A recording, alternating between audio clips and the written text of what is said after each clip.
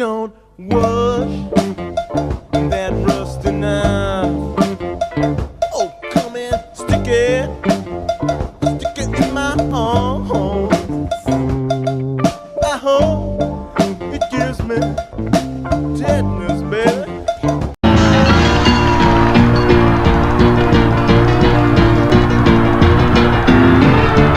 Could a painting hanging in a castle be a work by 19th century French master Paul Delaroche? Oh my goodness, that looks nearly identical. A £500 picture might be a lost royal treasure. Who are you? Who are you? I am. Who are you? There, hi, back. Who are you? I am. Who are you? Yeah, thank you. If we do manage to prove that this is a genuine Delaroche. Well, given that it's a really entrancing image, I think that's going to make a big difference. If it is a genuine work by him, I can see it being worth £50,000. Wow, that would be a heck of a return on his investment, wouldn't it? He took it down to the National Gallery, but the experts were not 100% sure. They couldn't confirm that it was a Delaroche. How frustrating. So, is 44? This is 29. Well, that's a bit of a worry, isn't it? Because if this painting is the lost original, you'd expect the dimensions to be the same. Yeah, and there's also other niggling concerns. Pretty well got to look identical. Unfortunately, there are some differences. I wonder whether you can spot them. The face of the middle servant in Neil's picture is far less detailed than the one you see in the engraving. I think you'll find it very interesting. Where is it? Look there. There you go.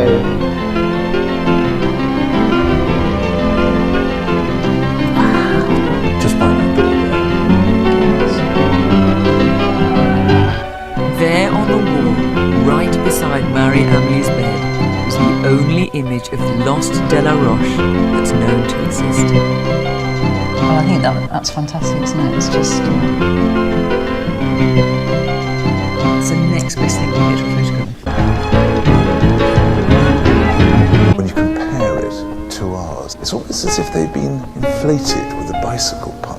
It's reassuring to see that Neil's picture is much more finely painted than this copy. This is what you'd expect if it's the original Delaroche. In the copies, it's red and gold. In ours, it's just gold. Well, actually, I've looked at that area quite closely. But that's unquestionably a red now, you pointed out. It is. It's red. I've got something even more tricky, and that is the dress of the kneeling figure. Now, in our painting, it is unquestionably blue. But in the copies, it's green. So I couldn't really tell what the pigments were under the microscope, so I took a sample.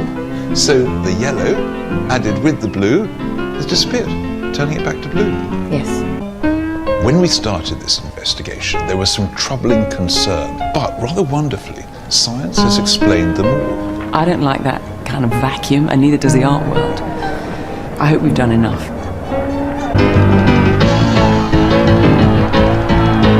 A week has passed. We're all about to discover where painting has been accepted as a genuine work by Paul Delaroche.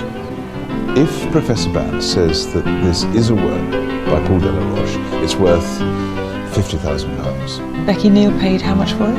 £500. But it's not just about the money, is it, Becky? Yeah.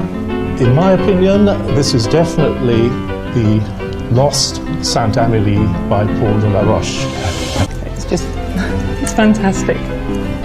So, I'm so pleased. The whole thing's been a bit of a roller coaster right from the start.